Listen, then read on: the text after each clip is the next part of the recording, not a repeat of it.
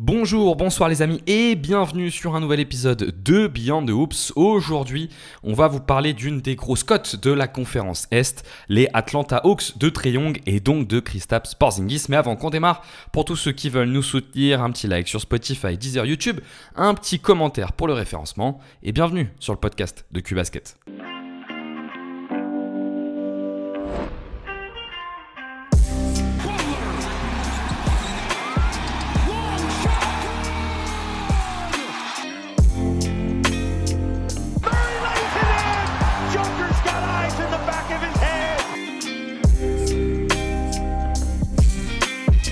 Mitchell has his head up, takes the Levert feed. Oh my!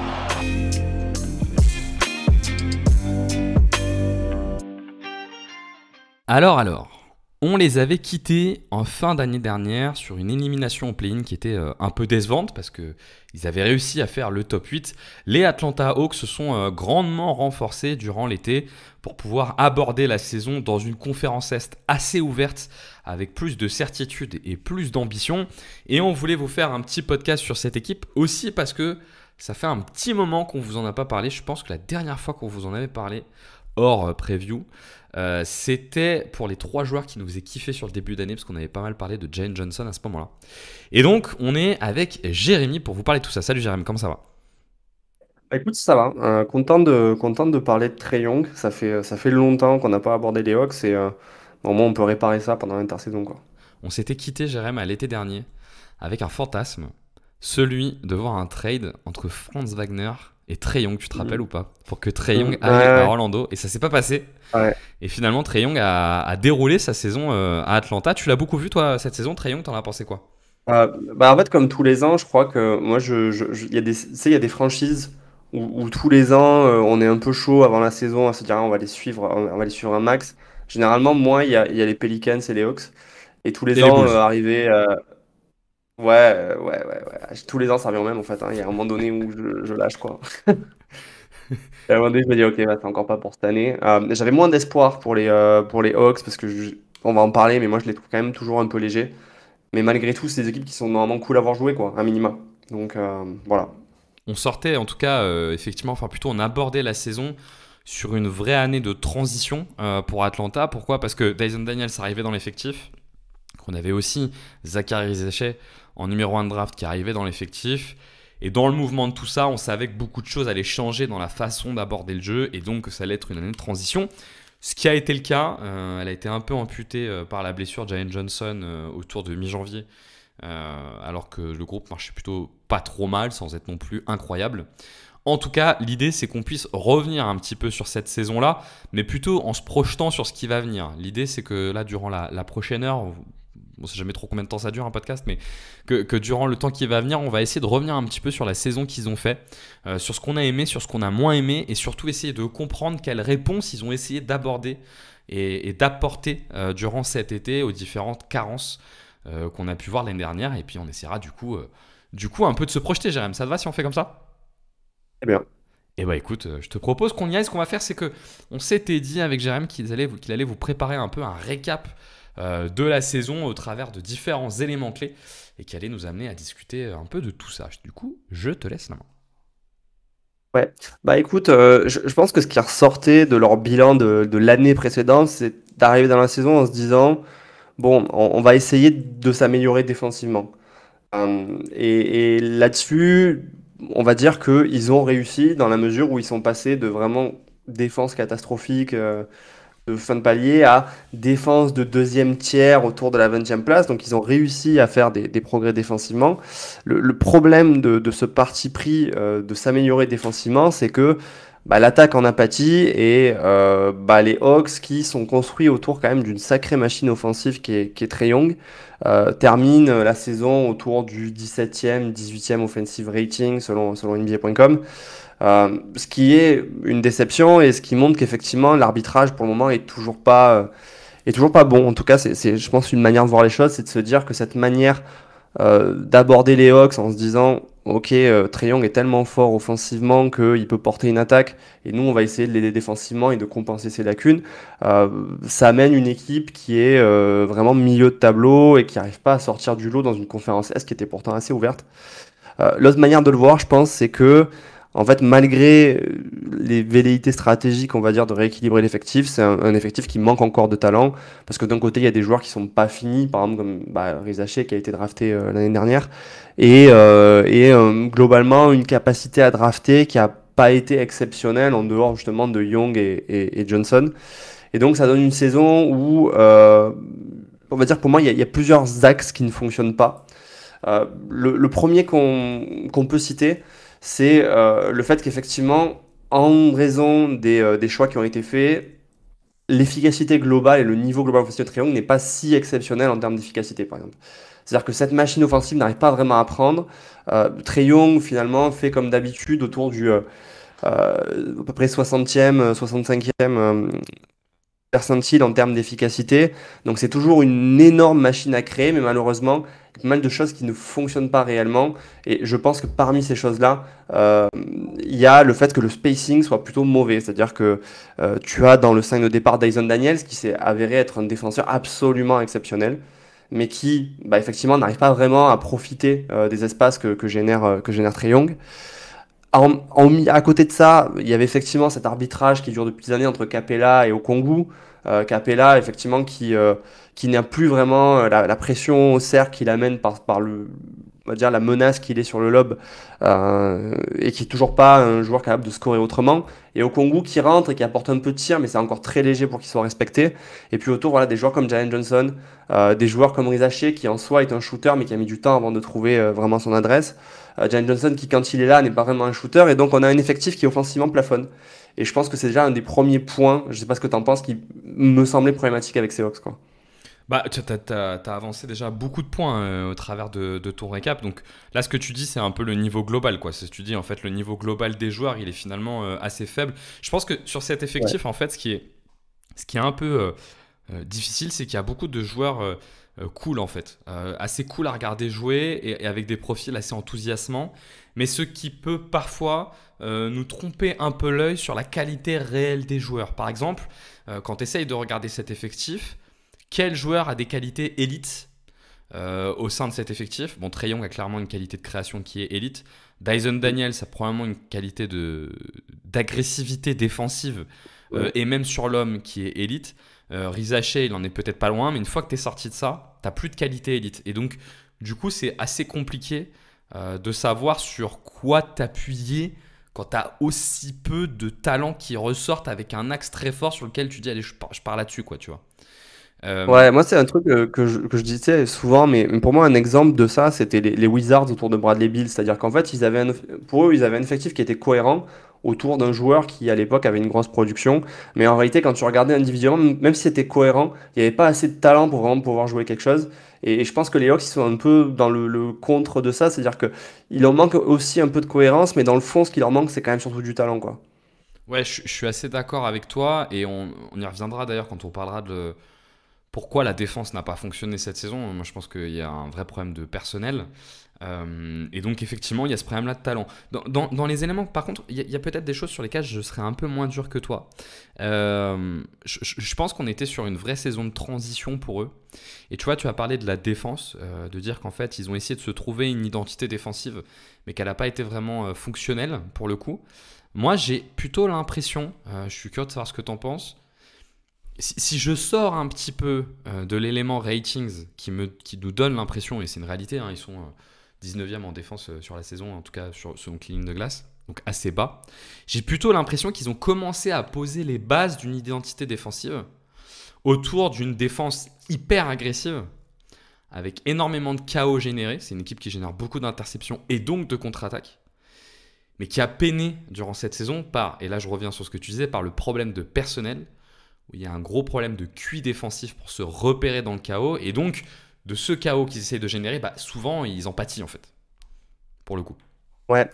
Mais en fait, moi, ce que je voulais surtout dire, c'est que pour moi, ils ont réussi dans le fait de s'améliorer défensivement. Je suis d'accord avec toi. Le fait est, c'est qu'en fait, tu n'arrives pas effectivement dans des proportions où tu vas devenir une défense au moins supérieure à la moyenne, chose qui pourrait peut-être atteindre l'année prochaine, hein, je ne dis pas. Mais le truc, c'est que pour faire ça, en fait, tu as ramené du personnel et tu as mis en avant du personnel qui offensivement te coûte.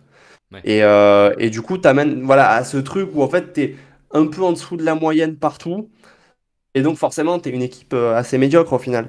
Et donc on va voir avec le développement des joueurs, parce que je pense que effectivement il y a un manque de talent, mais il y a aussi un manque de talent dû au fait que les joueurs sont pas arrivés finis. Tu vois, Dyson Daniel, c'est un joueur qui est très jeune. Zachary Zaché qui a été drafté l'année d'avant, donc pareil, il a un rôle majeur, mais il est très jeune, c'est pas un joueur qui est fini. Et donc tu as un effectif qui effectivement, oui, il a des qualités, clairement, mais on n'est pas encore au point où vraiment ça a pris, quoi. Pour bien constituer tout, hein, dans le 5 majeur, au début de la saison dernière, alors allez, je vais tricher un peu, je vais dire parce que c'est celui qui a le plus joué titulaire en finale sur la saison, c'est Okongu. Si tu prends sur le 5, leur vrai 5 majeur, tu avais Trae Young au début de la saison dernière qui avait 25 ans, Jalen Johnson qui avait allez, un peu moins de 22 ans, 21 ans, Dyson Daniels 20 ans, Zachary Zaché était pas encore à 19 ans, je crois, au début de la saison, et Okongu qui était pour le coup à 22 ans. Donc on avait un effectif excessivement jeune, effectivement, sur lequel ils essayaient de construire un peu des cadres, quoi. Donc effectivement, il y avait cette dimension construction. Ouais. Ça. Et donc, alors, pour moi, dans les points qui fait qu'offensivement, ça rame, c'est qu'il y a un manque de spacing. Et un deuxième point qui est quand même notable, c'est le manque de création secondaire. Euh, donc, quand tu regardes en fait, cet effectif des Hawks, Dyson Daniels, qui est probablement en fait considérable comme, on va dire, le pendant de Trae Young dans les minutes où il n'est pas là. Parce que à l'origine, tu as Bojan Bogdanovic, mais qu'il quitte l'effectif en cours de saison. Tu manques en fait de joueurs qui peuvent porter la balle. Tu manques de joueurs qui peuvent porter la balle. Et en fait, ça se ressent parce que dans les minutes, on va dire, avec Trae Young, tu as une équipe qui fonctionne quand même relativement correctement offensivement. Le problème, c'est que. Alors, il y a deux problèmes. C'est que t'as pas vraiment de relais en tant que point guard derrière qui était vraiment au niveau NBA, surtout avec le départ de Bogdanovic en cours de saison. Et tu avais effectivement un point qu'on n'a pas encore abordé, mais qui est le fait que Jalen Johnson, il ne joue que 36 matchs l'année dernière. Donc c'est lui que tu pouvais imaginer un peu par ses qualités de hub offensif, comme un joueur qui allait dans les minutes centrées, on va dire, te donner un plancher offensif, mais tu les as pas eu. Et donc du coup, en fait, tu te retrouves avec un offensive rating autour des 110 sans Trae Young sur l'ensemble de la saison. Et il n'y a que le passage où Caris LeVert arrive, où tu reviens à un truc un peu sympa dans les minutes sans Trae Young. Mais sinon, c'est vrai que ça en dit long, je trouve, parce que Caris LeVert, c'est quand même un joueur assez unidimensionnel. Et que quand tu le prends, tu t'en remets quand même à des qualités de soliste pour aller chercher des points, quoi. Ce qu'on peut peut-être faire pour parler justement de cette dimension des relais de création, c'est être au clair sur comment ils ont fonctionné l'année dernière et un peu quel a été leur raisonnement. En fait, ce qu'il faut bien comprendre, c'est que les Hawks ont une particularité, c'est qu'ils possèdent le joueur, enfin je parle sous tout contrôle, mais qui produit le plus de jeux pour les autres de toute la ligue. Il n'y a probablement pas un joueur en fait en NBA qui produit plus de jeux pour les autres que Trae Young. Ça s'explique par trois choses. La première, c'est qu'il a un range qui est extraordinaire et qui fait qu'il est pris très très haut sur le terrain, un peu à la manière d'un Steph Curry ou d'un Damian Lillard quand ils ont le ballon en main. Alors Damian Lillard, c'est plus qu'à maintenant, mais à sa belle époque, mais avec une qualité de vision de jeu nettement au-dessus des deux, pour le coup.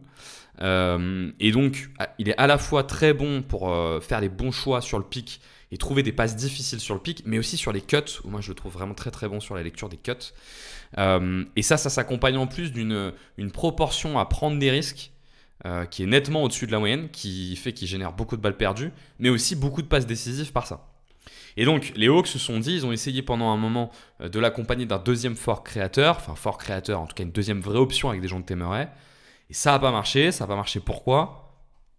Peut-être un peu par des gens de Temeray, mais je pense que ça n'a aussi pas marché parce qu'en fait, on s'est rendu compte que finalement, avoir Trae Young sans la balle, ça n'avait pas vraiment d'intérêt, quoi.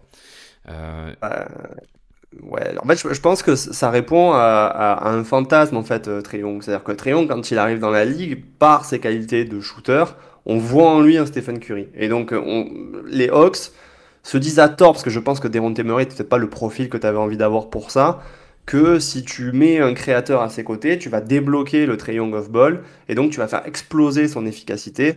Et en fait, comme d'autres joueurs qui sont extrêmement forts balle en main, et comme la plupart des superstars NBA, en fait, quand tu lui enlèves la balle, il manque de dynamisme off-ball pour vraiment exploiter ça. Et donc, il y a un problème originel de ces Hawks qui, je pense, vont maintenant arriver à la conclusion que ça sert à rien de lui mettre à côté un fort créateur parce que soit ça vient plus tard, mais je commence à en douter et je pense que tout le monde peut en douter.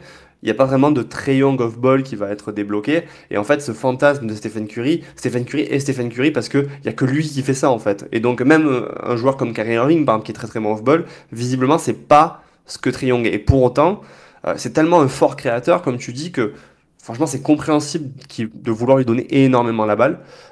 Et donc, pour moi, en fait, il y a pas vraiment de, on va dire, de problème Trae Young quand Trae Young est sur le terrain.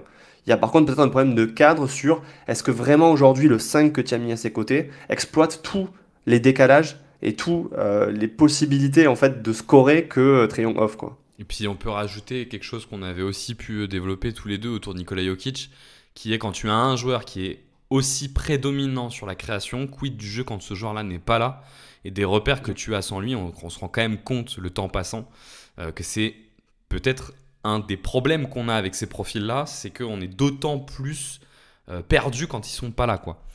Pour le coup, alors D'autant Nikola que Jokic, Luka Doncic, LeBron James, etc., etc., quoi. D'autant qu'on est sur des joueurs en fait qui sont tellement forts qu'en fait beaucoup investir pour les minutes où ils sont pas sur le terrain, c'est pas C'est vraiment vrai. un pari que tu imagines gagnant parce qu'en fait tu as quand même un salarié cap à gérer et que mettre par exemple 20 millions sur un joueur qui va combler tes 12 minutes, bah tu hésites un peu. Est-ce qu'il vaut mieux pas avoir un 5 de départ plus fonctionnel autour de lui? Et Je pense serrer les dents que pendant c'est ce ce vers temps-là, quoi ouais. les Hawks vont aller. Hmm, Ouais, c'est ouais. ça. Et ils avaient tenté deux trucs l'année dernière pour essayer du coup de remplacer cette absence de deuxième créateur. Je pense qu'un des premiers éléments, parce que c'était quand même encore plus fort chez eux que l'année d'avant, c'était cette volonté de jouer un maximum les interceptions pour jouer vite et du coup Ouais. limiter le nombre de possessions demi-terrain. Et d'ailleurs, ça a plutôt bien marché parce que c'était la deuxième équipe avec la plus faible fréquence d'action demi-terrain l'année dernière. Donc ça, pour le coup, c'est quelque chose qui a plutôt bien marché. Et la deuxième, tu l'as dit, c'est responsabiliser Jalen Johnson, qui, si on fait rapidement son profil, est un joueur un peu étonnant, parce que c'est un poste 4, mais qui crée plutôt comme un poste 3. C'est pas vraiment un joueur de connexion, c'est plutôt un joueur d'initiation, qui est plutôt bon pour pouvoir créer sur contre-attaque et sur pick avec l'autre grand. Moi, je trouve que c'est quand même ses deux principaux points forts sur la création, et plutôt avec un bon sens du jeu. Et à tout ça, ils ont ajouté quelques petits joueurs qui étaient en capacité effectivement de créer un petit peu. Je pense, alors j'arrive jamais à le dire, je pense forcément à Vite Krejci, je sais pas comment il faut le dire, Krejci, qui pour le coup est Ouais, démerdé. un vrai ailier qui a un vrai sens de la passe. T'as cité forcément, notre ami Caris Lavert. Il y a eu Terrence Mann aussi sur une partie de la saison qui était un peu là en relais. Mais globalement, tu arrives quand même sur un bilan où et là on rejoint ce que tu disais avant, c'est hyper light. C'est hyper light en termes de création secondaire. C'est un peu ça, je pense que c'est le problème originel. Effectivement, leur pari, à mon avis, à l'origine, c'est de se dire que de toute façon, avec Trae Young et Jalen Johnson, tu avais, on va dire, suffisamment de création pour aller débloquer un peu ton effectif en attendant de venir le compléter l'année d'après. Parce que j'ai l'impression un peu ce qui s'est passé cet été. On est venu compléter un effectif qui avait un potentiel. Et le fait que Jalen Johnson était absent, je pense que du coup ça valide et n'invalide rien pour eux parce qu'il a joué que 36 matchs et que tu te dis que tu n'as pas vraiment gratté, on va dire, tout le potentiel qu'il y avait sur ton duo. Et peut-être pour préciser un petit peu, effectivement, on va dire, quel est ce duo? On est sur deux joueurs qui sont dans le top 6 des joueurs qui touchent le plus de ballons en NBA. Donc on a Trae Young qui est troisième en nombre de ballons touchés par match et on a Jalen Johnson qui est sixième. Donc effectivement ils ont vraiment une prépondérance énorme sur le jeu. La différence étant que la création de Jalen Johnson ressemble un petit peu plus à celle on va dire d'un Sabonis ou d'un Jokic avec la balle qui reste très peu entre les mains du joueur. On est sur à peu près 3,7 secondes par possession. Là où Trae Young est vraiment un joueur qui garde la balle plutôt à la façon d'un Luka Doncic et qui va la garder 8,6, 9 secondes par possession. Et donc, il y a deux types de créations différentes qui pourraient presque te faire penser effectivement qu'il y a une manière de jouer avec Trae Young et une manière de jouer quand Jalen Johnson est sans Trae Young où il peut jouer un peu ce rôle de hub offensif. Bon, malheureusement, t'as pas pu vraiment tester la deuxième partie à ton plein potentiel, mais en tout cas, tu avais, on va dire, un volume de création de ces deux joueurs qui était assez conséquent et sur lequel tu pouvais t'appuyer. Peut-être Ceci étant dit, vas-y, vas-y, juste vas-y. pour compléter, moi ce que j'aime bien parce qu'on en a parlé un peu avant le podcast tous les deux, de à quel point c'est compatible d'avoir deux joueurs sur ce profil-là. Et alors moi le premier élément que je te disais, c'est, on a vu que de toute façon Trae Young, sur du jeu au périmètre sans ballon, ça marche pas. Moi ce que j'aime bien chez Jalen Johnson, c'est que sa création, elle est opposée totale à celle de Trae Young presque. C'est-à-dire que c'est un joueur qui est très puissant. C'est pas spécialement un joueur rapide. Il est plutôt véloce, hein, mais c'est pas spécialement un joueur rapide. Par contre, c'est un joueur très puissant.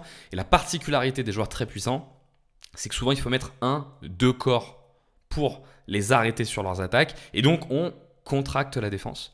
Alors que Trae Young, c'est tout l'inverse. C'est pas du tout un joueur qui contracte la défense. C'est un joueur qui l'étire énormément et qui profite du fait de l'avoir énormément étiré pour prendre des espaces qui sont sous les lignes à 3 points.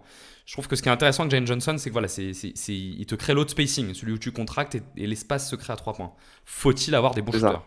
C'est ce que tu disais juste Mais, avant. mais effectivement, la problématique que j'avais et que je voulais qu'on aborde, c'était le fait que pour moi, en fait, pour moi, tu as deux cas. C'est-à-dire, tu as deux stars éventuelles, parce que je pense que c'est ce vers quoi on se dirige à la base avec les Hawks, c'est de considérer les deux comme des stars.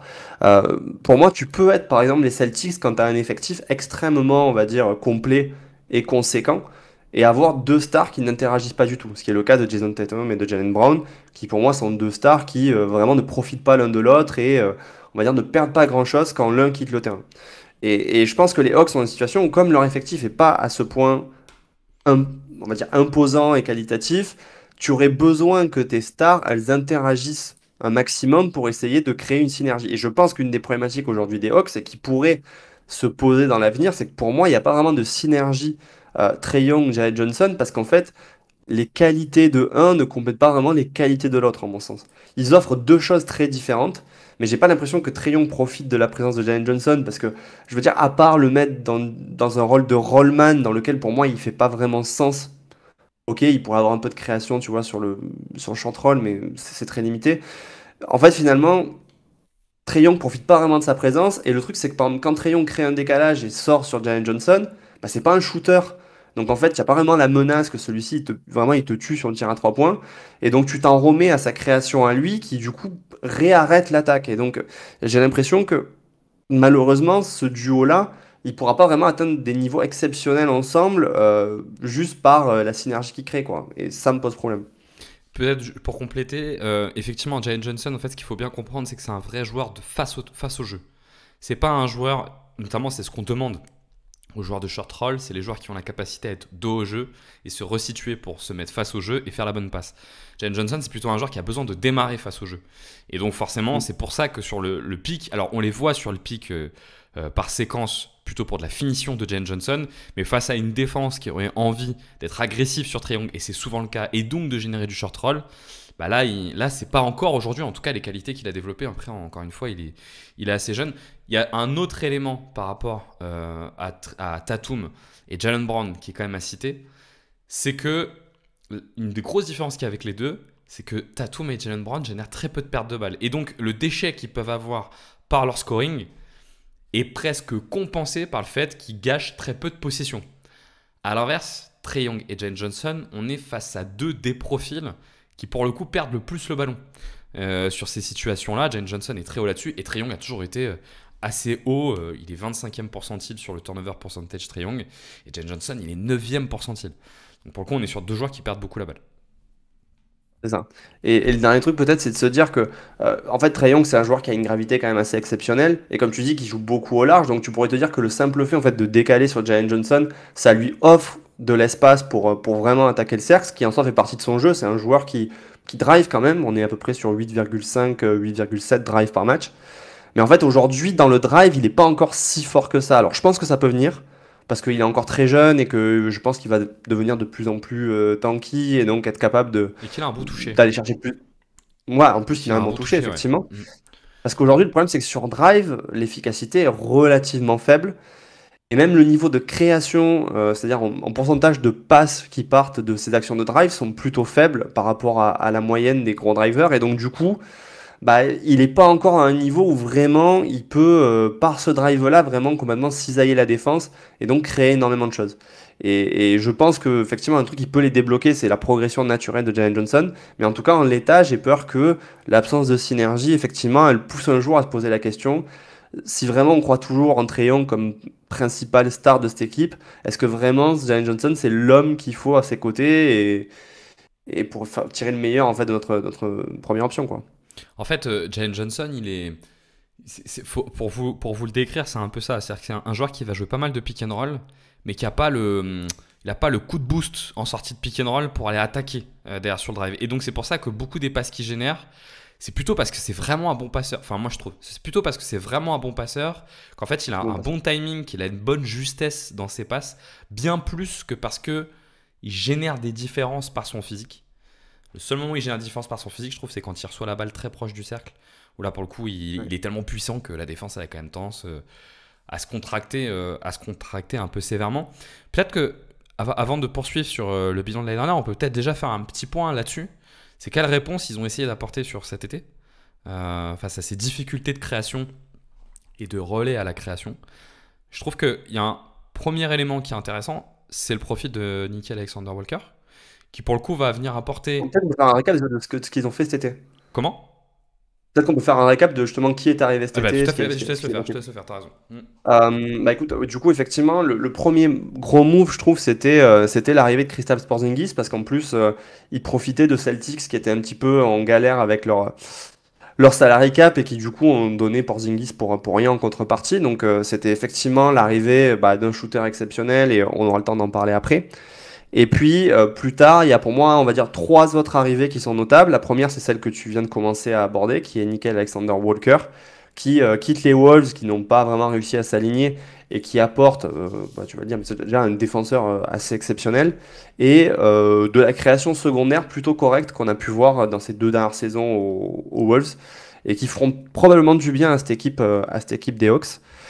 Et il y a une troisième, on va dire, arrivée notable, celle de Luke Kennard. Donc Luke Kennard qui, lui, pour le coup, va arriver avec certains compromis, mais qui, en dépit de ses compromis, est probablement un des 3-4 meilleurs shooters en NBA aujourd'hui. Hein. On est sur un shooter qui peut faire des saisons à 43-44% à 3 points, et qui a l'essentiel, effectivement, de son scoring qui provient de ce shoot à 3 points, et puis qui lui-même, en fait, est quand même un créateur, on va dire, plutôt honnête, et qui, selon les line-up, pourra aider si tu arrives à l'entourer de bons défenseurs. Et une, je pense, qui sera pas trop discutée, mais qui pour moi peut être intéressante, c'est celle de Caleb Houstan. Caleb Houstan, qui je trouve depuis l'année dernière commence un peu à être responsabilisé, et qui, en plus d'avoir, je trouve, des beaux attributs physiques, est lui aussi un joueur qui repose beaucoup sur le shoot à 3 points. Pour moi, c'est quand même un des points notables de ce défi des Hawks, c'est que, bah oui, tu as Trae Young, donc tu as un créateur exceptionnel et un très bon shooter. Malheureusement, tu manquais de tirs à 3 points dans cette équipe et tu as peut-être résolu en partie ce problème-là cet été. Et pour ces relais de création, tu manquais aussi, tu l'as dit, de qualité intrinsèque de joueurs sur cette capacité à créer. Et je pense que Nickel Alexander-Walker, il doit pouvoir apporter ça. C'est un joueur qui a fait une saison assez intéressante côté Minnesota, où Mike Conley était un peu on va dire, pas en retrait, mais en perte de vitesse. Et il a eu pas mal à jouer des séquences avec Anthony Edwards, qui n'est pas non plus le plus grand créateur du monde, et dans lesquelles il a été responsabilisé. Et je pense que ce qui est intéressant pour eux, c'est de pouvoir le mixer avec Dyson Daniels par séquence, pour justement avoir un peu plus de création. Et la deuxième, effectivement, pour apporter des relais de création demi-terrain, c'est l'arrivée de Porzingis, qui, on en reparlera après, mais je vais pas trop long là-dessus, mais qui, si moi, elle m'inquiète pour la dimension pick and roll, pour le coup, me rassure quant à la capacité d'avoir une nouvelle vraie option de ciblage de mismatch qui doit leur permettre, sur les actions demi-terrain, de, pour le coup, générer un peu plus de points. Et en plus, c'est des points avec des faibles risques de perte de balle. Parce que, en réalité, dans les enjeux absolument centraux des Hawks l'année prochaine, il y a ce truc de mieux gérer le chaos qu'ils génèrent pour justement gérer et générer moins de pertes de balles concédées, qui l'année dernière leur a fait très très très mal. Pour le Ouais. Bah écoute, ouais, alors déjà, l'arrivée de Nickel oula, j'arrive jamais avec son nom. Nickel De Nickel Alexander Walker. C'est, je trouve déjà, oui, un ajout de création. Et puis, pour moi, c'est quand même le principal point de son physique et de son profil. C'est quand même que c'est un défenseur absolument exceptionnel. Et du coup, je pense que ça va permettre d'avoir beaucoup de rotation possible sur les lignes extérieures et chez les guards pour les Hawks. Parce que tu te retrouves, on va dire, avec 4 joueurs certains orientés très offensifs et d'autres très défensifs. Et donc, selon les situations, tu peux très bien envisager d'avoir, par exemple, un duo Daniels-Alexander Walker, comme tu disais, comme partir dans certaines situations sur un truc très très offensif ou sur un match où tu es derrière et tu veux remonter, bah, tu vas tenter d'avoir Luke Kennard et Trae Young, quoi.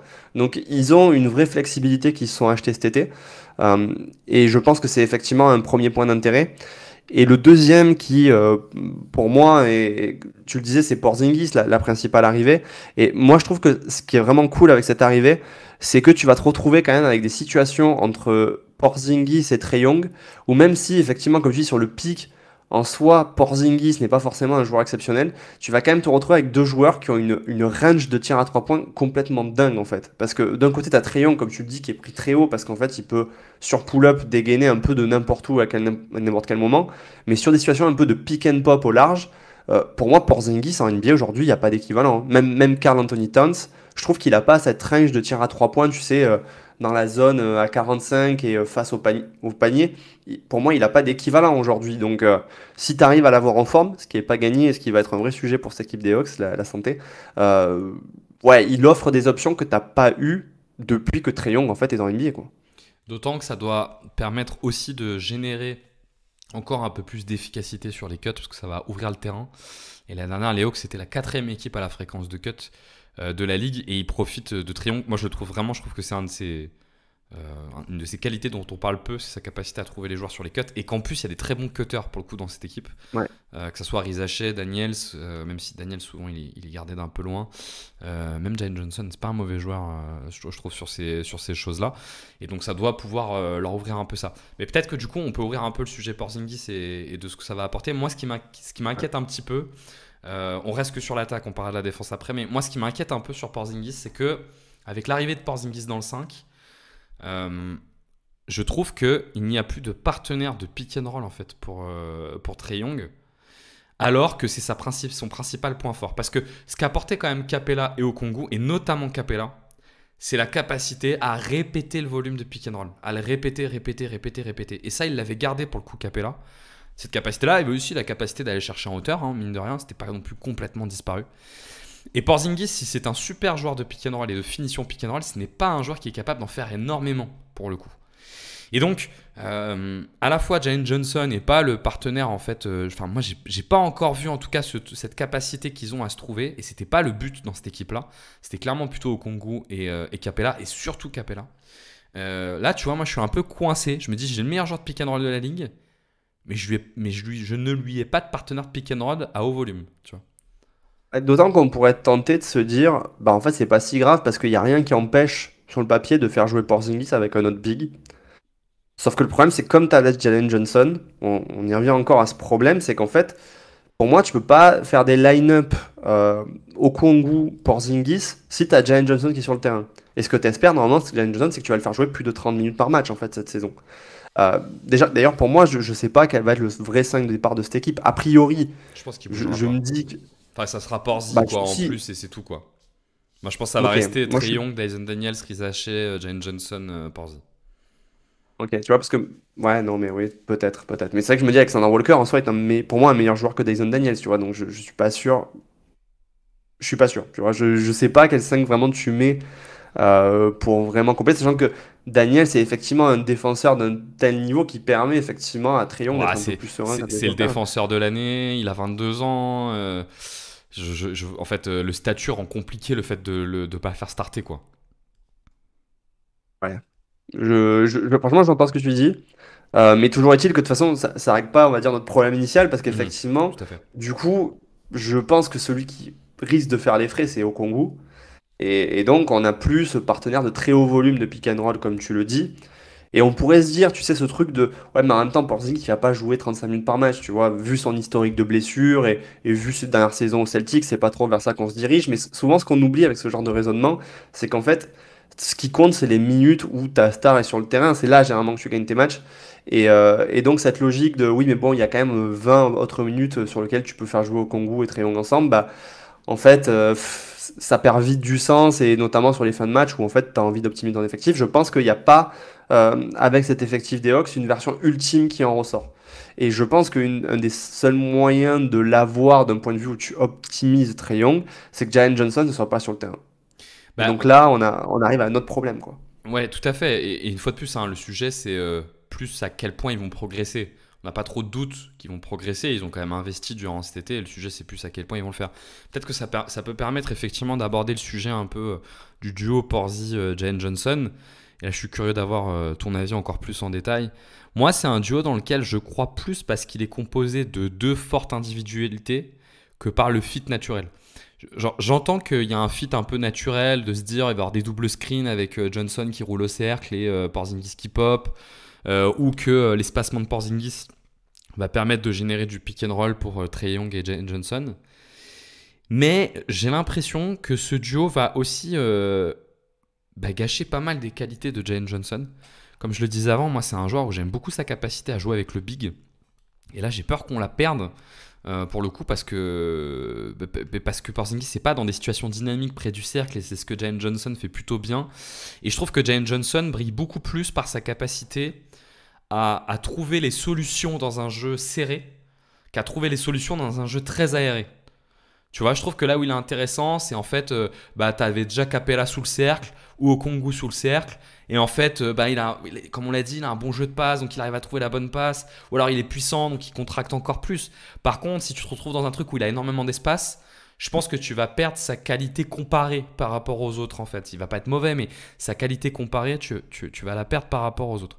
Ça, c'est le premier point qui m'inquiète. Tiens, je te laisse réagir à ça et puis après, je donne le deuxième point qui m'inquiète sur leur duo. Non, mais alors moi je suis d'accord avec toi. En fait, je pense que par définition, on va dire ce duo, on n'est pas sur un truc où il y a une vraie incompatibilité. Tu vois, on n'est pas sur des trucs où je pense que l'exemple le plus fameux, c'est quand tu as LeBron et que tu fais jouer Westbrook, tu vois. Ouais, On n'est tout à pas fait. sur un truc de ce niveau-là, mais on est sur un truc où, comme c'est pas une évidence le fit qui est entre les deux, bah, dès le début, ça plafonne un peu la qualité que tu vas pouvoir avoir dans tes séquences, par exemple, où tu impliques les trois joueurs. Et donc, sans vraiment, enfin, j'ai pas vraiment de contradiction avec ce que tu as dit, c'est juste voilà, souligner le fait que malheureusement, tu n'arrives pas sur un truc où tu as trois bons joueurs, et ces trois bons joueurs, ils fit parfaitement ensemble, et où du coup, ça va couler de source. Et donc, je pense que ça va créer des situations où qui tu choisis entre les deux, plutôt que vraiment comment tu fais fonctionner les trois ensemble, quoi. J'ai un autre point qui m'inquiète un peu sur ce duo. C'est que c'est un duo que je trouve intuitivement assez tendre sur les batailles intérieures. Et notamment sur ce qu'elles impliquent. Là où pour le coup, Capella pour le coup, était assez bon là-dessus, c'est-à-dire sur la capacité à chercher des rebonds offensifs. Et je trouve que pour une équipe qui prend autant de risques sur les interceptions, qui en fait, par ce prise de risque-là, essaye de jouer aussi l'avantage des possessions, j'ai peur que tu le perdes complètement par leur incapacité, eux deux, à aller générer les possessions supplémentaires, offensives comme défensives, pour le coup, même si je trouve que Jalen Johnson est plutôt un bon rebondeur défensif, mais c'est pas des gros rebondeurs offensifs. Et tu vois, je vois aussi un truc comment dirais-je, c'est pas touchy, c'est un peu plus que touchy là, mais un peu brûlant sur le fait que tu vas avoir une équipe qui va essayer de générer beaucoup de pertes de balles, mais qui va pas non plus être en Non, bon. capacité de compenser ce qu'elle loupe dans sa tentative d'interception par du rebond offensif et du rebond défensif, qui lui permet en fait in fine, d'être un rouleau compresseur sur la bataille des possessions, quoi, tu vois. Ouais, et je pense que ça pose le truc, en fait, c'est que, euh, par exemple, moi, je sais qu'il y a beaucoup de gens qui aiment beaucoup le profil d'Okongwu.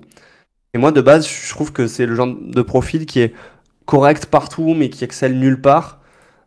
Et malheureusement, c'est OK dans un effectif qui est très profond. Et peut-être qu'ils se sont dirigés vers ça avec cet été. Mais du coup, en fait, tu vas pas pouvoir te dire, vraiment, Okongwu, on le met vraiment comme quelque chose, un joueur un peu de seconde zone de rotation. Tu vas devoir le garder au centre de ce que tu fais. Et le truc, c'est qu'on en revient encore là, mais en fait, pour le garder au centre de ce que tu fais, bah, vu que tu peux pas faire jouer vraiment les trois ensemble, soit tu limites les minutes de deux de tes meilleurs joueurs que sont Porzingis et Jalen Johnson, soit vraiment Jalen Johnson et Porzingis arrivent avec leur, on va dire, leurs ailiers slash arrière à compenser un peu leur faiblesse effectivement sur le rebond autant défensif qu'offensif. Mais je vois pas ça effectivement comme, en tout cas, la line-up qui se présente comme le 5 de départ, je le vois pas comme une line-up vraiment, tu sais, genre de très haut niveau quoi. Elle est pleine de compromis, et y compris effectivement celui que tu viens de mettre en avant. qui pour le coup, vu leur profil, peut être un vrai souci. Parce que alors, une équipe qui génère beaucoup de chaos, qui en subit beaucoup et qui en plus gagne pas la bataille des possessions, c'est une équipe qui presque mathématiquement est condamnée à perdre beaucoup de matchs en fait. Qui plus est dans une équipe dans une NBA qui met de plus en plus l'accent là-dessus. Et j'ai presque envie de dire particulièrement dans la conférence Est. Qui est un peu marqué de cette tradition, enfin en tout cas de cette volonté. Enfin tu vois, quand tu prends les Cavs, quand tu prends les Knicks, bon Boston, après le problème c'est que toutes les autres équipes sont nulles, mais en tout cas quand tu prends les Cavs et les Knicks, vu qu'il reste plus que ces deux équipes là, ben ils sont là-dedans. Je réfléchissais, je pense que dans la catégorie, les Raptors vont pas avoir le choix qu'être ce genre d'équipe, par exemple. Tout à fait. Ce genre d'équipe qui joue tout sur la carte du rebond et de l'agressivité. Donc, pour moi, c'est un truc de façon de mauvaise attaque. Mais le truc, c'est que du coup, quand tu es toi-même potentiellement une bonne attaque, comme les Hawks pourraient être cette année, tu peux le subir et du coup, ça peut un peu casser tous les progrès que tu as fait et le rééquilibrage que tu as fait. Donc, ouais, c'est clairement à surveiller, sachant qu'on voit quand même des effectifs qui réussissent à aller très haut avec cette stratégie de la bataille des possessions. Et donc, si effectivement les Hawks font partie des victimes de la ligue dans le domaine, ouais, ça risque de coûter cher, quoi. Carrément. Est-ce que tu voyais d'autres trucs sur le segment qu'on vient de faire? C'est un peu chaotique, mais je pense que vous arrivez à nous suivre quand même. Ou est-ce que tu veux prolonger là un peu ton récap de la saison dernière et puis là encore on s'arrête dès qu'il y a un élément lié Hum. aux avancées de cet été? Bah écoute, moi sur l'année dernière, enfin moi les points que je voulais vraiment mettre en avant, c'était effectivement en secondaire le problème de création, mais surtout les problèmes de spacing qui venaient avec. Et toi, je sais pas où tu te situes justement où il se trouve maintenant avec cette intersaison et c'est quoi en fait la rotation actuelle des Hawks et où on la situe parce que tu vas intégrer Alexander Walker, tu vas peut-être intégrer Kennard, parce que Kennard, est-ce que c'est vraiment un joueur majeur ou est-ce que c'est un joueur un peu gadget, sachant que tu vas sûrement avoir des absences. En fait, où on se situe avec cet effectif et qui va jouer vraiment, d'après toi? Alors, je trouve que cet effectif, alors à la question où se situe cet effectif, la réponse est dépendante des progressions, je trouve, de Dyson Daniels et de Zachary Rizaché l'année prochaine.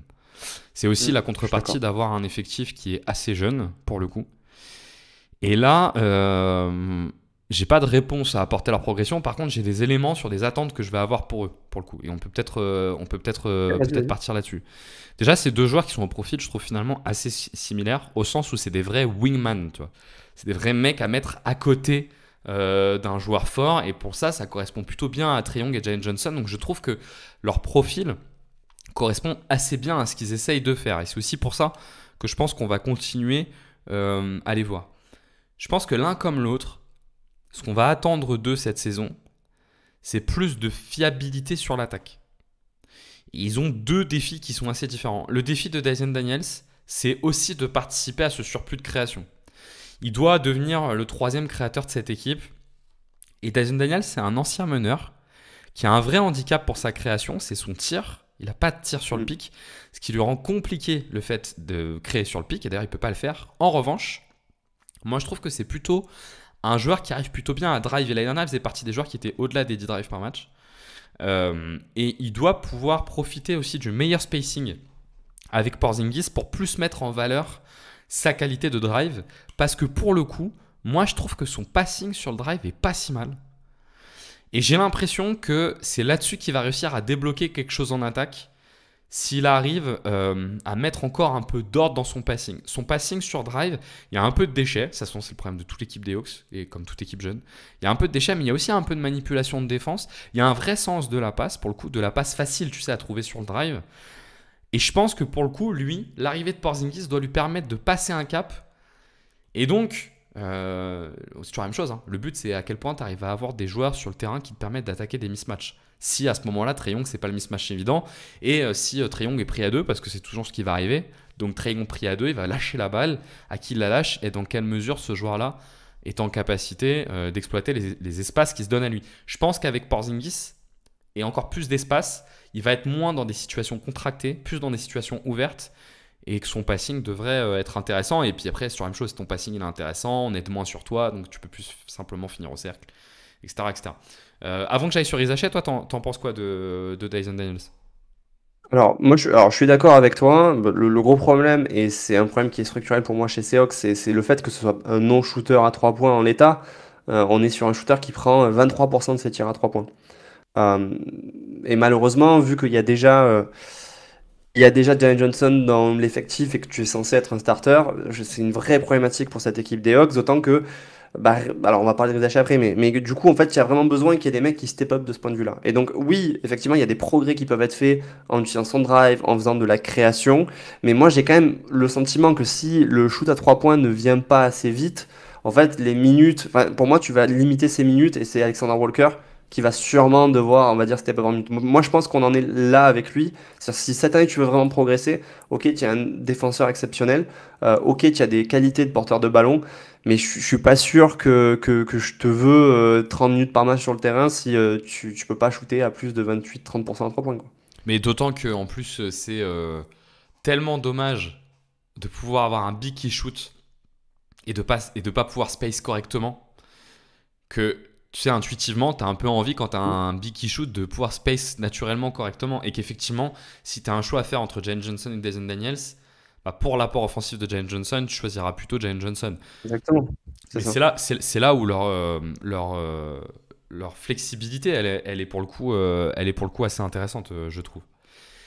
Et sur Zachary Rizaché, alors bon, vous connaissez, enfin ceux qui nous écoutent connaissent mon goût pour Zachary Rizaché. Je pense qu'il n'est pas forcément partagé par tout le monde, en tout cas pas au point où je l'ai.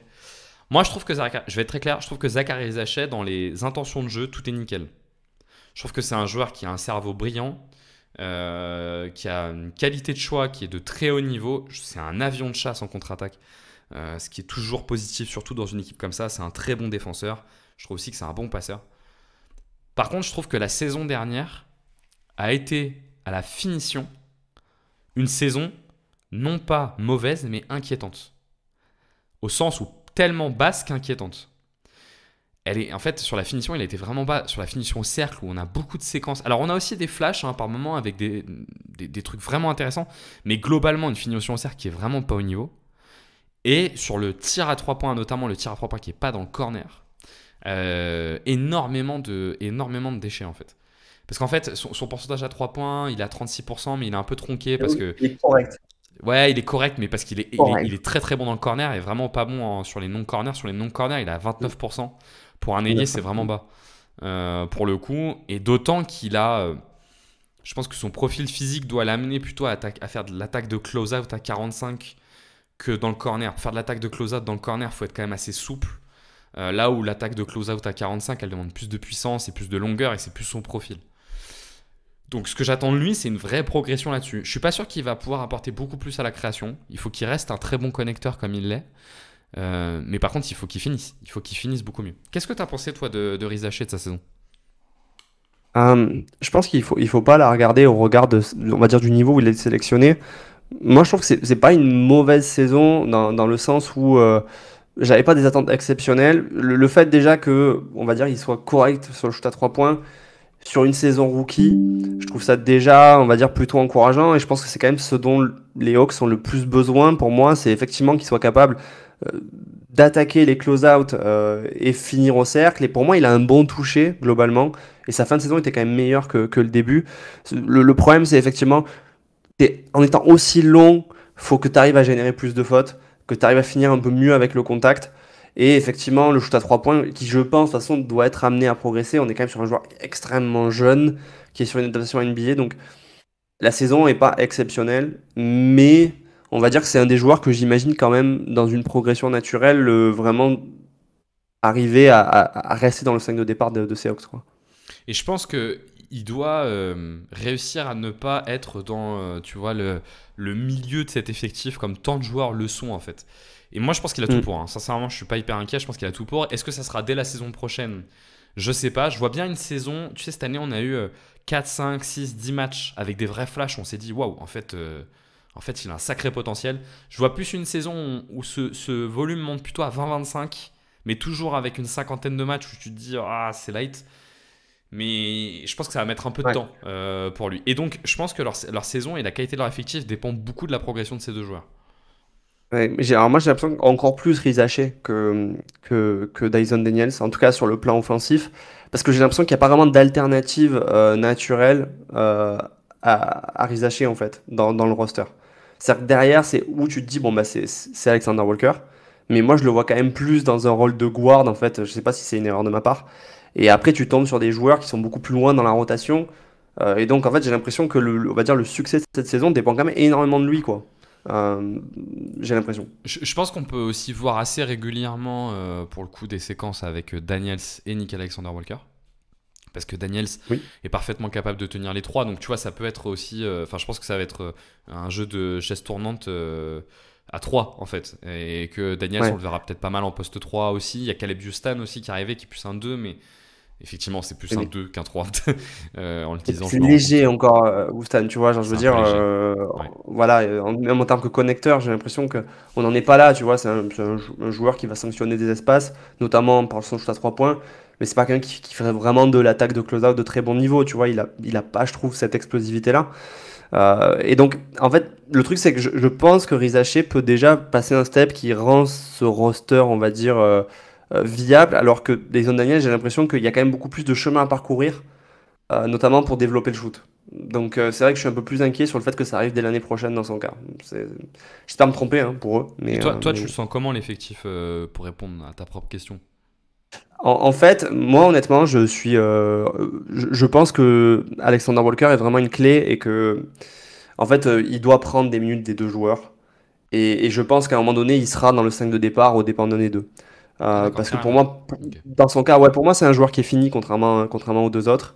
Et je pense que si tu veux vraiment réussir cette saison, tu peux pas te contenter effectivement d'avoir trois joueurs qui tuent ton spacing. Et si on se situe dans cette zone-là, chez un des deux, Rizaché ou lui, c'est Alexander Walker qui prend dans leur minute, ouais, clairement. Qu'est-ce que tu avais d'autre, que tu t'étais signalé sur la saison passée? Parce que moi j'ai d'autres points sur Bah, du coup ce qui écoute, s'est passé de leur été, mais ouais, t'en as moi, d'autres. c'est sur l'aspect défensif. C'est plus l'idée de dire que, en mon sens, le rééquilibrage qui a été fait l'année dernière, on va dire, s'arrête et que maintenant, en fait, ils vont vraiment se baser sur, on va dire, les ajouts défensifs qui ont été faits. Mais je pense que tout va être fait désormais pour vraiment améliorer, on va dire, la cohérence offensive de cette équipe-là. Et que, hormis Alexander Walker, qui est vraiment une addition qui va dans le sens de faire progresser de la défense, je suis pas sûr que les Hawks avec les choix qu'ils ont faits, sont, on va dire, sur une route où bah, ils vont vraiment adresser cette problématique l'année prochaine, quoi. Alors sur l'aspect défensif, pour moi il y a deux choses à noter. La première, c'est le pourquoi de ces problèmes défensifs de la saison dernière. Moi, ça va dans le prolongement de ce que tu disais tout à l'heure. Moi, je le situe vraiment sur. Le problème, c'est que la deuxième rotation et la troisième rotation, il y avait trop de joueurs carencés. Tu vois, quand je m'étais fait la liste, il faut juste que je la retrouve, mais je m'étais fait la liste, mais t'avais énormément de joueurs qui étaient carencés. Trae Young est carencé, Krejci est carencé. Moi, je trouve que voilà, c'est carencé. Je trouve que Caris Lavert, c'est pas top. Enfin, ils avaient beaucoup de joueurs qui, pour le coup, étaient en dehors du 5 majeur. Des joueurs qui étaient vraiment faciles à attaquer. Et je trouve que ce qui est intéressant, c'est qu'ils ont quand même fait arriver pas mal de two-way, en fait. Parce que si tu prends Nickel Alexander Walker, c'est clairement un two-way. Ok. Caleb Houston, moi je trouve que c'est pas un mauvais défenseur, pour le Ouais, mais coup. je suis pas sûr qu'ils sont dans la rotation, Ah, tu penses qu'il jouera pour le pas? coup, tu vois. Je pense qu'il jouera s'il y a des blessés, mais je pense pas que ce soit un joueur de la rotation, ouais. Ok, donc on reste sur Krejci, qui effectivement là, pour le coup est plutôt attaquable. Euh, dans le cumul de la rotation, Kevin Besset est plutôt un bon défenseur. Porzingis aussi doit apporter quelque chose. J'ai l'impression que dans leur profondeur, ils sont allés chercher des joueurs qui sont un peu plus fiables en défense, pour le coup. Mais je trouve que ce qui est à noter sur cette équipe, c'est pas tant les profils physiques, à quel point les profils physiques sont capables de défendre, j'en ai un peu parlé tout à l'heure, mais c'est bien l'IQ défensif de ces joueurs-là. Parce que c'est une défense extrêmement chaotique. Et les défenses chaotiques, elles demandent des joueurs qui comprennent bien le jeu pour réussir à se replacer et à récupérer les espaces qui ont été créés. Et je trouvais notamment que l'année dernière, c'était une des pires défenses de système de la ligue. Tu sais, dans les systèmes de 3-4 passes, là je trouvais que vite ils étaient complètement perdus et ça allait pas. Là où à l'inverse, sur des équipes qui ont un jeu assez arrêté de pick and roll, comme ils ont, ils ont deux avions avec Jason Daniels et Zachary Zaché à minimum, pour le coup ils tenaient plutôt bien la dragée.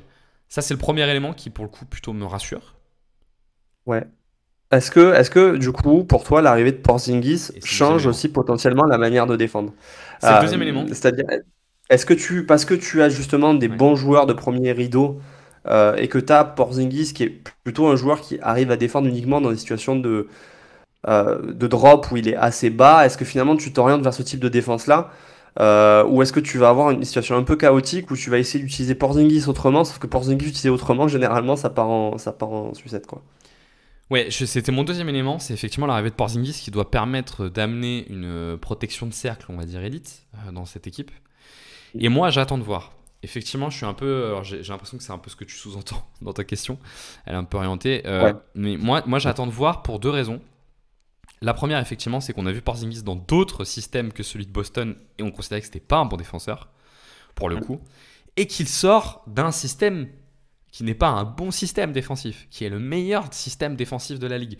Et donc, pour moi, Porzingis, il est intéressant pour défendre en drop à partir du moment où tu as des joueurs qui couvrent très bien le terrain et qui comprennent très bien les espaces défensifs. Tout ce que je viens de décrire comme n'étant pas bon chez Atlanta. Donc en fait, je vais devoir attendre ce qui va se passer. Parce que concrètement, il va y avoir les matchs où ils vont avoir plutôt du pick and roll classique. Et là, je pense que ça va pas trop mal se passer parce qu'ils ont quand même des joueurs qui tiennent très très bien, qui tiennent plutôt bien le porteur. Dyson Daniels, c'est quand même un joueur assez incroyable pour tenir le porteur. Zachary Zaché, il couvre plutôt bien les espaces. Donc les équipes qui jouent du pur pick and roll, ça devrait bien se passer. Les équipes qui jouent du 5 out, moi je pense que ça va être compliqué pour Porzingis et je pense qu'ils vont vite les jouer parce que contre Porzingis, tu sais que si tu joues 5 out, tu as un gros avantage. Et le dernier, c'est les équipes qui jouent beaucoup des systèmes un peu longs, enfin mi-longs, on va dire. Et là encore, je suis pas sûr que Porzingis arrive à apporter ce qu'il est censé apporter. Donc, quand on se dit ils apportent Porzingis, ça doit venir finir leur défense. Attention, hein, c'est pas Bam Adebayo qu'ils ont apporté. C'est un mec qui, dans un système, a été très efficace, mais qui était peut-être très dépendant de ce système. Et dans un système où Et en de ses fait il n'y avait coéquipiers. pas de, ouais, voilà, il Ouais. y avait pas de maillon faible défensif, Ouais, alors qu'on sait d'ores et déjà que chez les Hawks, il y en a plusieurs en fait. bien sûr. Il y en a un minima déjà sur ligne extérieure 2 qui vont être Trae Young évidemment, mais aussi Luke Kennard qui est vraiment un défenseur quand même très très compliqué. Plus potentiellement d'autres joueurs qui peuvent être ciblés. Donc c'est vrai que on est très très loin effectivement de la situation idéale dans laquelle il était. Et on sait qu'il y a eu des cas d'ailleurs même en playoff où quand les Celtics jouaient un peu du drop, finalement ça marchait pas très bien. Et du coup la solution c'était de se passer de Porzingis. Donc on Tout à sait que fait. Porzingis c'est aussi un joueur qui vient avec des périodes où c'est très compliqué physiquement. Donc peut-être qu'effectivement si l'année prochaine il est en grande forme, bah, ça se passera correctement. Mais on sait aussi qu'on peut avoir le joueur qu'on a vu l'année dernière. C'est quand il joue, c'est bien parce qu'offensivement il est quand même fort. Mais par contre défensivement c'est très dur. Et puis il y a aussi beaucoup de matchs où il est pas là et où du coup tu dois t'adapter en permanence en changeant de système défensif, quoi. Donc c'est pour une équipe qui sort d'une saison, on va dire, où ils ont terminé 20e ou 19e défense, ils n'arrivent pas avec des garanties de dingue, je trouve, l'année prochaine, quoi. Ouais, ouais, enfin, tout à fait. C'est sûr que sur 3 des 4 postes avec lesquels il jouait, il avait un top 5 joueur à son poste défensif, quoi. Donc, et Jalen Brown, quoi qu'on entend, malgré ses problèmes de concentration qui existent, ça reste quand même un mec qui tient le Ça duel. fonctionne. Ça reste quand même un mec qui Ah, tient le duel. En plutôt tout honnête. cas, on est très très loin de Luke Kennard, quoi. Exactement. Pour le coup. Donc ouais, non, mais je suis pas tant rassuré que ça par l'arrivée de Porzingis. En fait, c'est marrant, hein, cette arrivée de Porzingis qui sur le papier te donne l'impression que c'est un super coup, c'est une super opportunité de marché. Parce qu'en plus, il avait signé, je crois, pour un contrat qui est pas déconnant. C'est une super opportunité de marché, mais je suis pas convaincu, je suis pas tant emballé que ça, tu vois, au final, sur la projection, quoi. Il y a beaucoup de points pour moi d'interrogation autour de lui. Bah, de toute façon, on est sur un joueur clairement qui a eu une carrière un peu avec des hauts et des bas, donc c'est pas pour rien. C'est pas pour rien. Et donc, juste j'ai vérifié, on est sur un contrat à 30 millions l'année, mais c'est sa dernière saison l'année prochaine. Donc, D'accord, ok. Donc pas celle qui arrive, celle d'après. voilà. Non, non, la saison 2025-2026, c'est la Ah, dernière année de son il contrat. n'avait pas prolongé, autant pour moi. Non. Est-ce que tu voyais d'autres choses que tu t'étais noté sur leur saison de l'année dernière et qui t'interrogeaient pour la saison à venir? Non, écoute, en fait, moi, j'ai déjà abordé le point principal qui est le cas de Jalen Johnson. Je pense que vraiment, c'est une clé de la saison. C'est lui qui peut effectivement faire le lien dans les minutes sans Trae Young. C'est aussi lui qui peut tuer un peu, on va dire, la cohérence globale de l'effectif. Mais après, voilà, moi, j'ai plus spécialement de points si tu veux continuer. Bah, moi, j'avais un dernier truc, mais qui était un peu en complément. Parce que je sais pas. Enfin, je pense qu'il aura du temps de jeu quand même. Parce qu'il a été drafté assez haut. Moi, ils ont drafté un de mes joueurs préférés pour le coup de la draft. Avec Hassan Ewell. Samuel? Mm. Exactement. Qui a un poste 4. Alors, encore un pour le coup. Mais qui doit, je pense, être le quatrième joueur de la rotation intérieure. Si tant est que le quatrième joueur de la rotation intérieure, c'est pas Zachary Zaché, parce qu'on l'a vu cet été.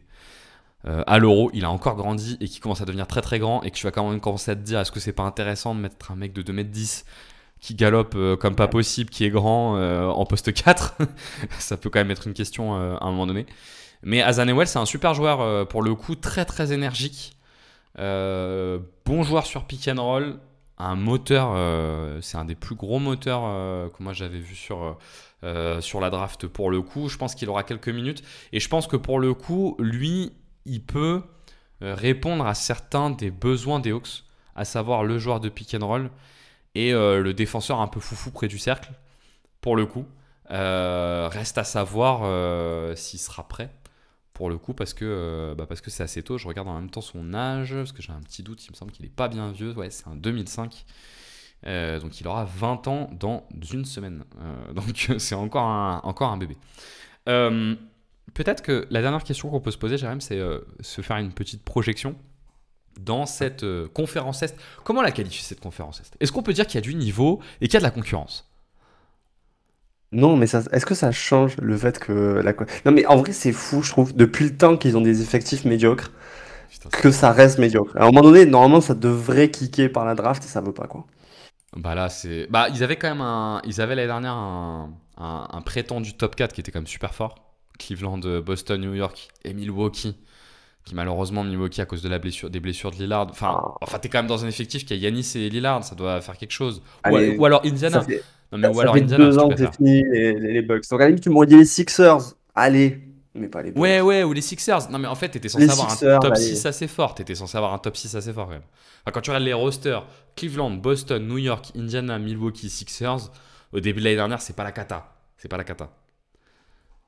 Non, mais en fait, je pense que c'est la comparaison avec l'Ouest qui te tue. C'est-à-dire qu'à l'Ouest, tu peux très bien avoir les Warriors qui étaient dixièmes pendant un moment, tu vois.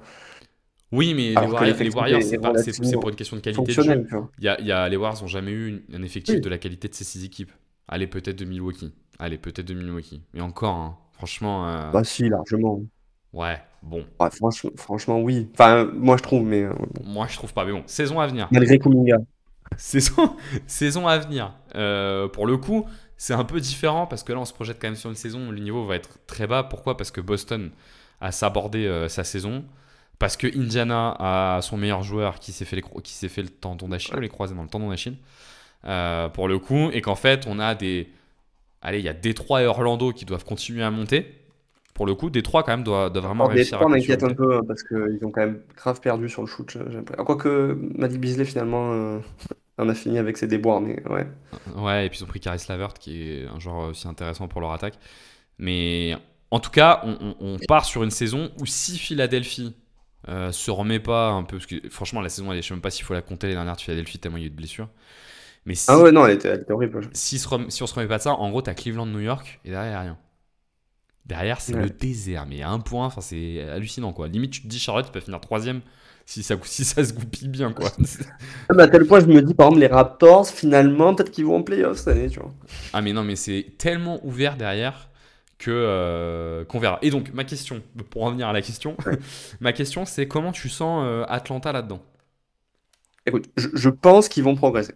Je pense quand même que malgré les limites qu'on a pointées, l'ajout de Porzingis, il vient avec plein de questions, notamment défensives qu'on a posées, mais qui, je pense quand même offensivement, ça va faire du bien. Ça offre un profil quand même très différent d'Okongwu. T'amènes un shooter absolument exceptionnel sur le poste 5. Je trouve qu'il y a quand même du très bon à voir. T'ajoutes des rotations qui, je trouve, sont intéressantes, bon, notamment Nickel Alexander Walker, et t'ajoutes une année à un effectif de toute façon, qui était très jeune. Donc, si il n'y a pas eux-mêmes, parce que eux-mêmes ont connu quand même beaucoup de blessures et ont recruté des joueurs, particulièrement Luke Kennard et Porzingis, qui sont eux-mêmes des joueurs très injury-prone, si on va dire que ça se passe correctement avec les blessures, je pense que c'est une équipe qui normalement doit aller en playoff. Maintenant, est-ce que on va sortir de la saison, en tout cas en sens prochain, et on va se dire, ah, ils ont vraiment trouvé la formule? Je suis moins sûr. Je suis moins sûr. Je pense qu'il y a encore beaucoup de boulot pour que cette équipe des Hawks soit cohérente. Donc oui, ça peut faire les playoffs parce que l'Est est très faible. Mais si on avait effectivement la conférence Est de l'année dernière, je suis pas sûr que je les verrais comme des locks dans le top 6, quoi. Pas du tout. Pour moi, ils doivent être dans le tiers 2 de cette conférence Est avec Détroit et Orlando. Pour moi, ils doivent viser ça. Je suis un Il y peu a dur Orlando, avec quand même. Milwaukee quand même, qui a quand même Giannis Antetokounmpo, même si l'effectif est Oui, très mais très bancal. il fait peur l'effectif, hein. Il fait peur l'effectif. Il fait très peur, mais ils ont la meilleure raquette peut-être de la ligue. Et Mais voilà. bon, tu Et fais ça pas fait tout deux avec une joueurs raquette. et il y a une rotation de 8 ou 9 joueurs, quoi. Donc On est ça d'accord, me fait on est un peu. d'accord. Non mais c'est pour ça que je te dis, je les mets dans le tiers 2 pour moi avec et donc pour moi le tiers 1 c'est Cleveland et New York et le tiers 2 doit être celui avec Orlando, Détroit et Atlanta. Donc ce qui veut dire que pour moi ils doivent viser le top 5. Donc je vais viser large, ils doivent viser une qualification sans passer par le play-in. Je pense sincèrement que cet effectif là qui en plus s'est donné quand même Porzingis que pour un an doit réussir à aller en playoff sans passer par le play-in. Ce qui, pour le coup, serait un peu à l'image de ce qu'a fait Détroit l'année dernière, une bonne manière de lancer cette génération de joueurs et de progresser derrière. À l'inverse, Ouais. Moi, alors, j'ai juste peur dans ce genre de scénario-là, tu vois, des Hawks qui nous refont ce qui s'est passé en 2021, c'est-à-dire qu'ils vont beaucoup plus loin, où ils jouent, en tout cas, ils ont une impression de bilan qui est bien meilleure que ce qu'est le niveau réel de l'effectif, et où du coup, tu tires pas forcément les bonnes conclusions de ce qui s'est passé, tu vois. Je pense qu'en 2021, tu arrives un peu en te disant, bon, bah, ça y est, on progresse, on est une équipe qui compte à l'Est. En fait, tu as surtout eu un tour de playoff où tu as effectivement bien joué, et un deuxième où tu devais pas gagner, et l'équipe en face passe complètement à travers, tu vois. Donc, j'ai juste peur que ça amène les mauvaises conclusions. sachant qu'ils ont deux joueurs Enfin, en vraie phase ascendante quand même. Et encore, je suis sympa en disant qu'il n'y en a pas trois. Ils ont au moins deux joueurs, c'est Zachary Rizachet et Jalen Johnson, qui pour le coup sont en vraie phase oui, ascendante. Donc c'est bien de poursuivre à la différence de 2021. J'ai plus l'effectif en tête, mais pour moi l'effectif était un peu plus mûr.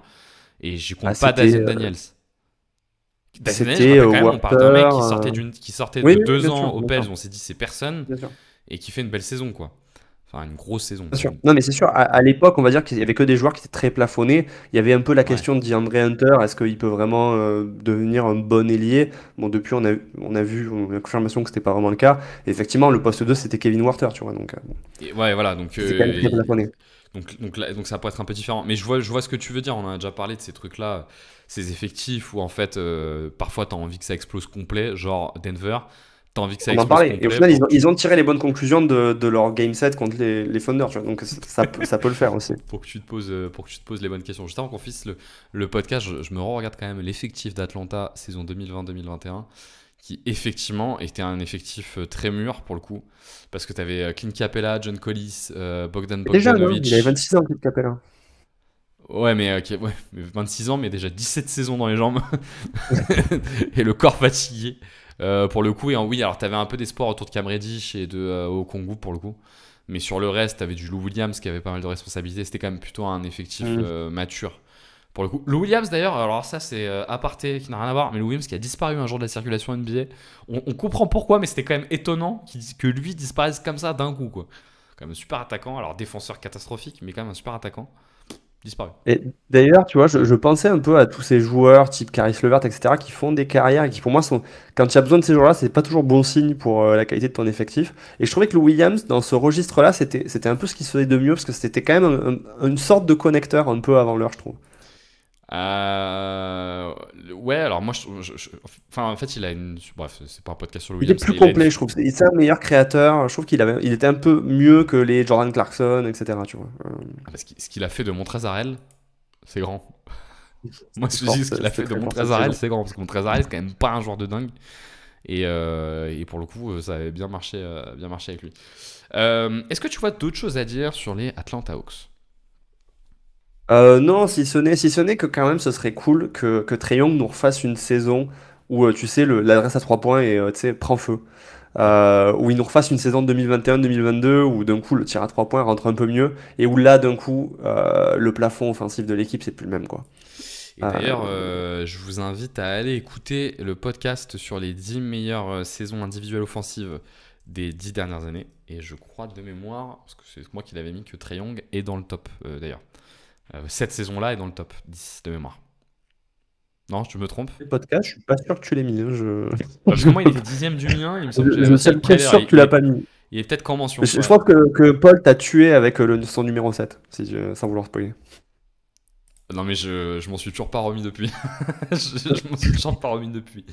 Et bah écoutez, je te propose qu'on s'arrête là. Du coup, je pense qu'on a fait un bon tour. On a fait un bon tour sur ces Hawks. On est curieux aussi d'avoir votre avis en commentaire. Qu'est-ce que vous attendez des Hawks cette saison? J'aimerais bien savoir aussi ce que vous attendez de Zachary Rizaché. Pour le coup, ça fait quand même partie de nos Français avec les plus grosses cotes de l'NBA. C'est peut-être même celui derrière Wemby qui a la plus grosse cote. Je serais curieux d'avoir votre avis dessus. Et puis, je vois que Jérém, t'as un dernier truc à dire. Ouais, et puis juste un dernier truc, mais vu qu'on fait plus les previews, ça y est, c'est quelque chose qui révolue chez QBasket, on fait plus les 30 previews en 30 jours. Si vous voulez qu'on fasse une équipe en particulier qui vous intrigue, bah ça peut être cool aussi, on a encore du temps avant la reprise, donc s'il y en a une sur lesquelles vous voulez qu'on se lance, n'hésitez pas à nous proposer. Carrément, n'hésitez pas à le dire. Effectivement, je revois le top 10 et j'ai pas pu mettre Trae Young à cause de ce putain de top 7 qui n'a aucun sens. On est d'accord.